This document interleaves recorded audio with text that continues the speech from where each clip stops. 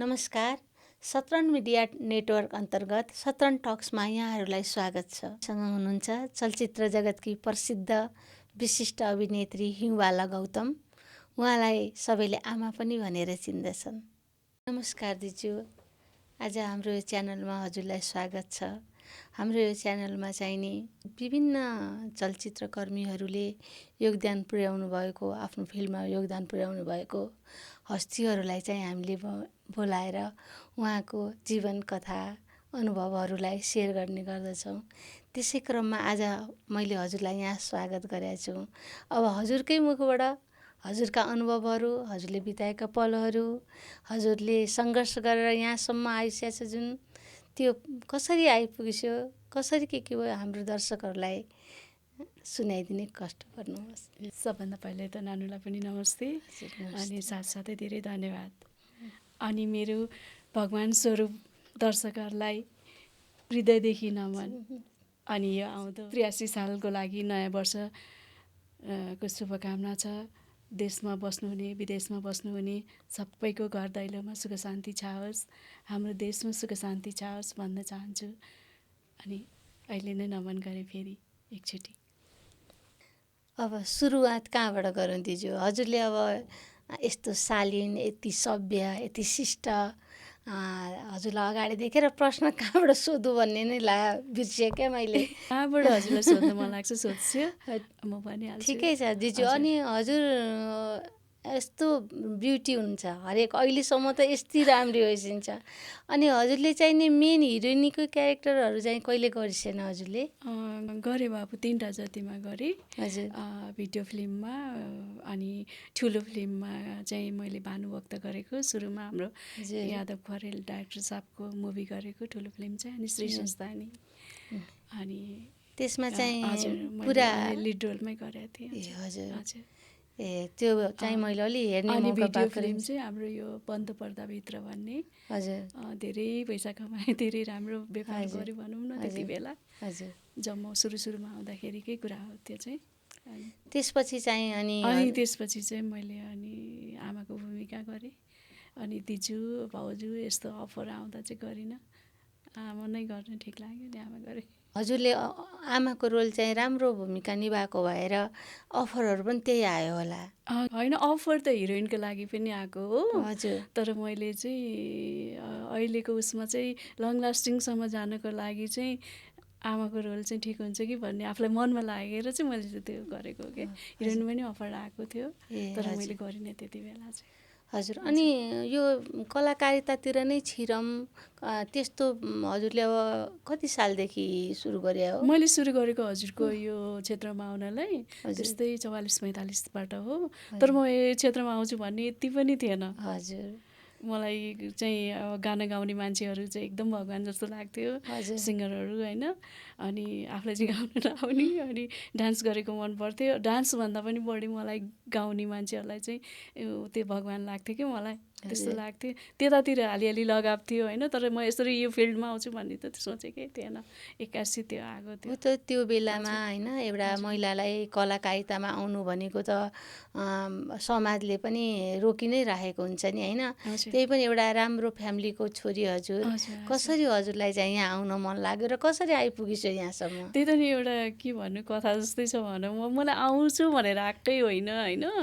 अनि कस्तो पढ्न गयो भने एकचोटि अब त्यो इच्छाअनुसार अब त्यो सिङ्गरकै कुरा लिएर भनौँ होइन, गाउने मान्छेहरू चाहिँ यस्तो लाग्थ्यो भन्नुकै सिलसिलामा चाहिँ म एकचोटि के उसमा चाहिँ प्रोग्राममा जाँदाखेरि चाहिँ अनि हाम्रो यो मुकुन्द किशोर भट्टराई र प्रताप सरहरूको भेटघाट भयो होइन। अनि मैले चाहिँ त्यहाँ उहाँहरूले चाहिँ अभिनय क्लासको एउटा इन्स्टिट्युट खोल्स्या रहेछ हाम्रो मुकुन्द सरले चाहिँ। अनि त्यति बेला चाहिँ अनि म पनि एउटा स्टुडेन्ट बनेर हेरौँ न त के रहेछ भनेर गएको थियो। त्यहाँ चाहिँ डान्स सिकाउने त्यो थियो, कल्चर सेन्टर थियो। अनि मैले चाहिँ जोइन चाहिँ गरेँ। 1 हप्ता जति जोइन गरिसकेपछि म फेरि ब्याक पेनले गर्दा मैले कन्टिन्यू दिन पाइनँ, अनि ब्रेक भयो त्यत्तिकै होइन। अनि त्यसपछि प्रताप सुब्बा सरसँग भयो अचानक। हाम्रो उहाँ दार्जिलिङको प्रताप सुब्बा सर डाइरेक्टर साहब। हजुर उहाँलाई भेट भएपछि चाहिँ उहाँले चाहिँ यो फोटो कन्सल्टमा चाहिँ एउटा यही काँचको चुरा भन्ने 45 मिनटको त्यो बन्नको लागि चाहिँ गरिरहेको रहेछ। त्यो मुकुन्द सरको र प्रताप सुब्बाको उसमा चाहिँ म मुकुन्द सरकोमा सिक्न गएको थिएँ। अनि सिक्न जाँदाखेरि चाहिँ अब यो सोझी चाहिँ यस्तो केही गर्न नि आउँदैन, केही भन्न नि आउँदैन, बोल्न नि आउँदैन त्यस्तो भनेर भनेको कुराहरू अरूबाट सुनेँ कि मैले।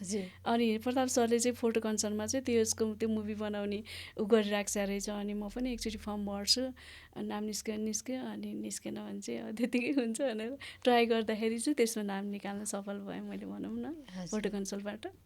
अनि त्यतिकै गर्दा गर्दै त्यो 45 मिनटको त्यो काँचको चुरा गरेँ।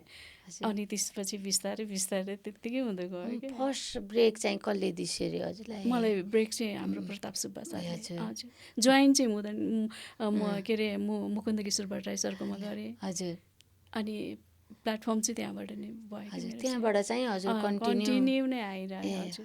त्यसपछि जस्तो अब हजुरलाई नायिकाकै भूमिका आइरहँदाखेरि एकैचोटि फेरि यो आमाको रोलहरूमा जाँदाखेरि कस्तो भयो त? त्यति बेलाको यस्तो थियो कि हजुरको अब नायिका भन्नाले चाहिँ आफूसँग रूप रङ अलिकति त्यो पावर अलिकति बल हुँदाखेरिको जस्तो मेरो सोचाइमा मेरो भित्री मनले चाहिँ त्यो भन्थ्यो कि अब आमाको अब दिदीको अब भाउजूको रोलहरू गरिरह्यो भने चाहिँ पछिसम्म चाहिँ काम हुँदो रहेछ भन्ने त्यो सोच आएर त्यतापट्टि मैले लगाएको।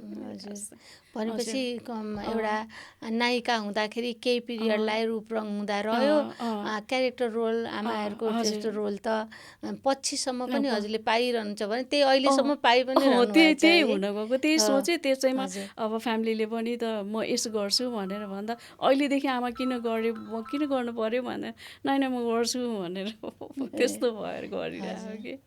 अनि हजुरलाई त्यो रोलमा जाँदाखेरि कतिको सहज भयो, कतिको अप्ठ्यारो भयो? सहज चाहिँ मलाई यो फिल्डमा गाह्रो भनेको मैले कहीँ पनि भेटिनँ। जुन किसिमको मान्छेहरूले भन्थे नि हाम्रो जमानादेखि घरबाट फ्यामिलीबाट अलिकति समाजले हेर्ने दृष्टिकोण यताउति अलिकति अलग्गै हुन्छ भन्थे नि होइन। मलाई चाहिँ राम्रो नराम्रो जहाँ पनि हुन्छ, आफूले राम्रो गरे पनि राम्रै हुन्छ, नराम्रो गरे नराम्रै हुन्छ भन्ने जस्तो लाग्थ्यो होइन। त्यही हो अब समाजले हेर्ने दृष्टिकोणलाई चाहिँ अलिकति मेरो फ्यामिलीले चाहिँ त्यो गरेन कि सपोर्ट नै पाइरहेँ।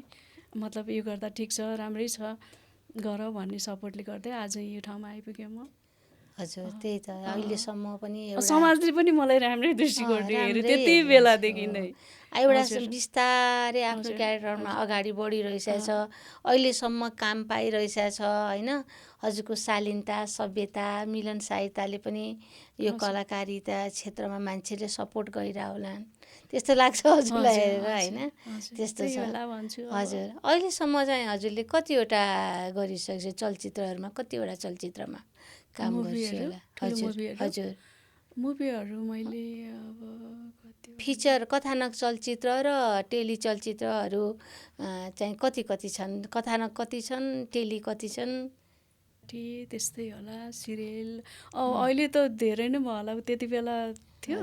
अब अहिले टोटल अब मुभी अब यो के भन्छ हाम्रो यो सर्ट मुभी अनि यो म्युजिक भिडियो भनौँ अब एडहरू यताउति सबै टोटलमा गर्दाखेरि चाहिँ त्यस्तै 500 जति पुगेको जस्तो लाग्छ आफूलाई मनमा।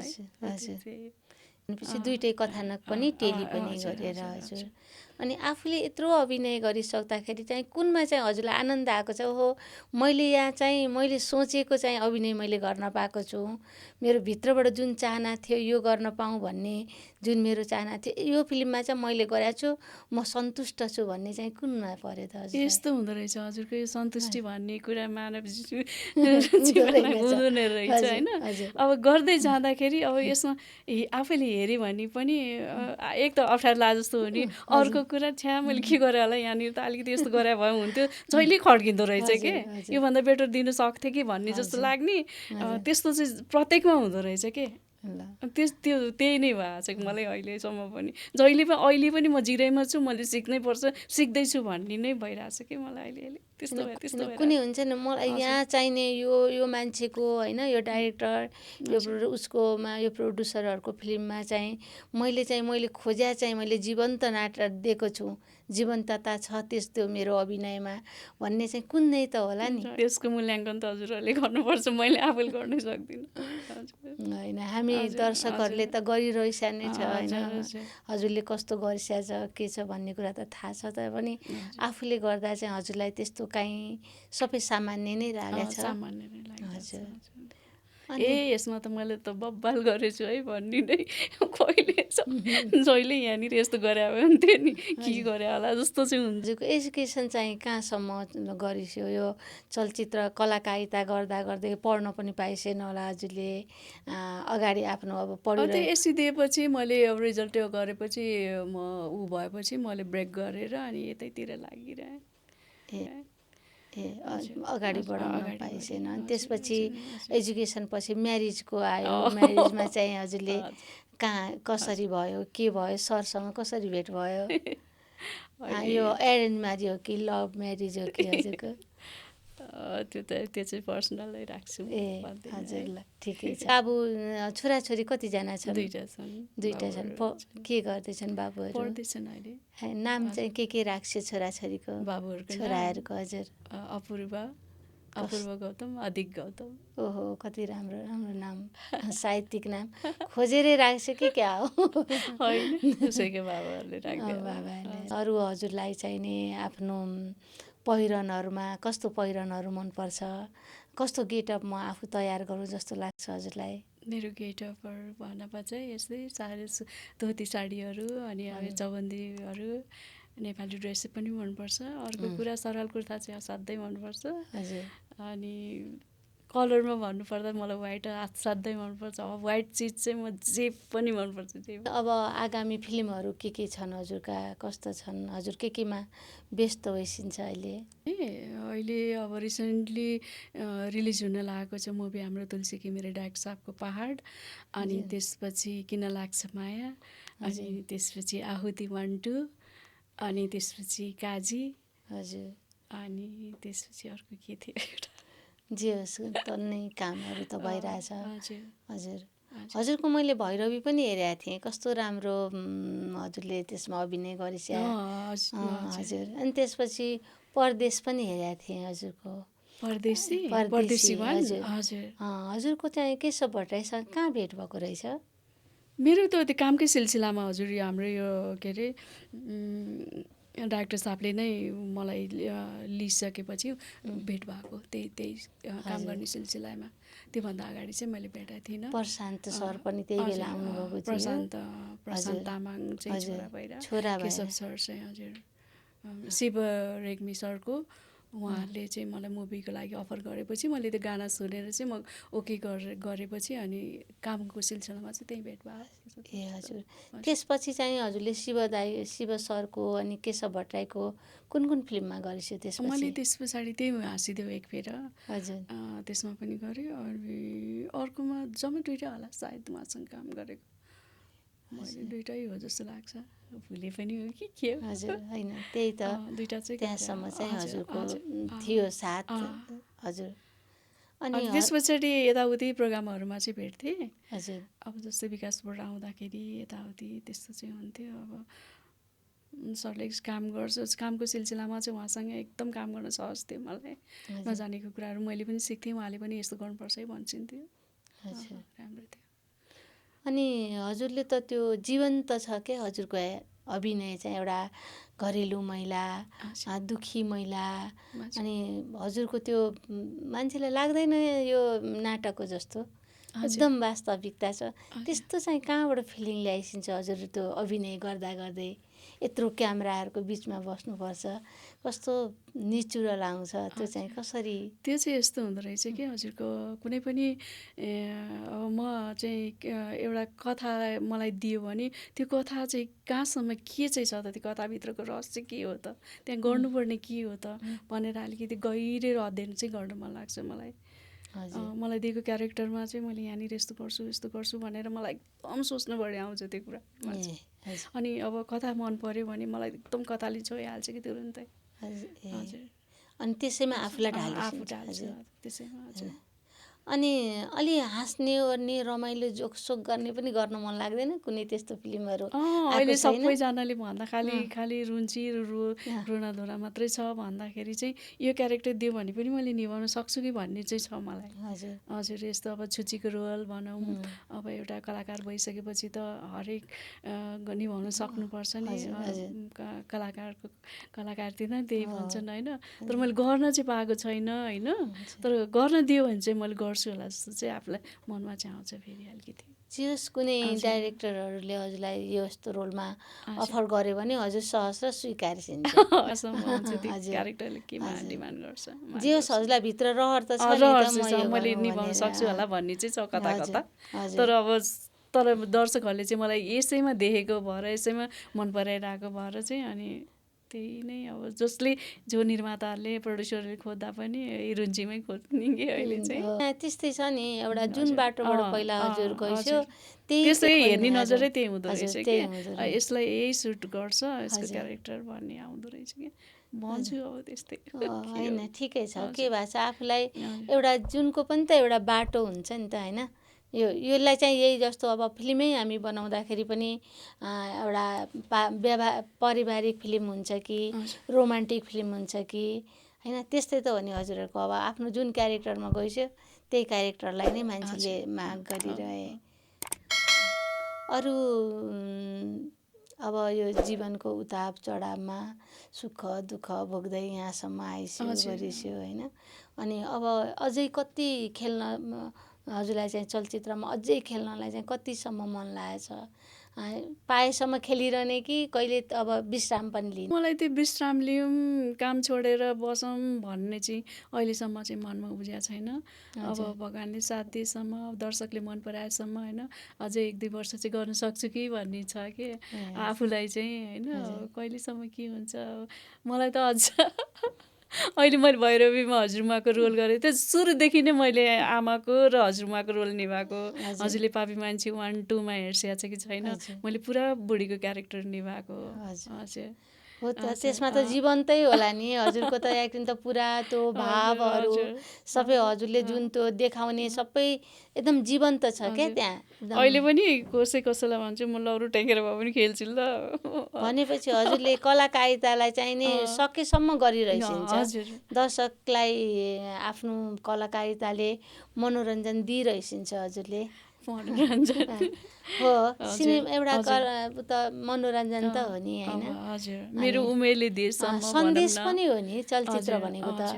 सन्देश हजुरहरूले समाजको घटनाहरूलाई एउटा नाटकद्वारा प्रस्तुत गरेको त हो नि होइन। त्यो हजुरले फिल्ममा त कस्तो जीवन्त अभिनय मैले अघिदेखि हजुरलाई होइन दाँतो चलाउने ढिक्की कुट्ने त्यस्ता कुराहरू अब काठमाडौँमा जन्मिसा देखा हजुरले त त्यस्तो त देख्या थिएन यहाँ। अनि त्यस्तोको चाहिँ जीवन्त अभिनय गर्न चाहिँ कसरी आयो? के गरी हजुरले के त्यहीँ गाउँमै गएर देख्छ कि त्यस्तो कुनै अनुभवहरू लिइसक्यो कि के भएर त्यसरी आयो? गाउँमै जन्मेर त्यो सबै चिज गाउँबाटै सिकिन्छ भन्ने कुरा होइन, यो घरबाट पनि सिक्ने कुराहरू हो। मेरोले सिकाएपछि सिकेको आजा पूजा व्रत घरको अब सफा सुग्घर अब छोरी चेलीबेटीलाई सानैदेखि सिकाइसिन्थ्यो, त्यही फलो गरेँ मैले पनि। त्यही हजुरले चलचित्रमा पनि त्यही तरिकाको अभिनय गर्दा हजुरलाई सजिलो भयो। अनि अहिले वास्तविकता आउँछ त हजुरलाई त्यो जाँतोहरू चलाउन ढिक्कीहरू कुट्न आउँछ त? आउँछ है। अहिले त अब एजले पनि आउने भइसक्यो नि। अब कति गाउँठाउँमा गइरहेको छु होइन, त्यहीँ पनि अब कति गरेकोहरू आफूलाई इन्ट्रेस्ट भएर होला सायद त्यो कुरामा। मलाई चाहिँ घरभित्रको कामहरू असाध्यै मनपर्छ, घर बाहिरको भन्दा नि घरभित्रकै कामहरू। त्यसले गर्दा पनि होला गाउँहरूमा जाँदाखेरि यस्तो कुरामा खोजिनिधि गरी म गरिरहेको हुन्छु। अहिले त एजले पनि अब सबै कुरा सिकिसक्यो भोगिसक्यो, त्यही हो।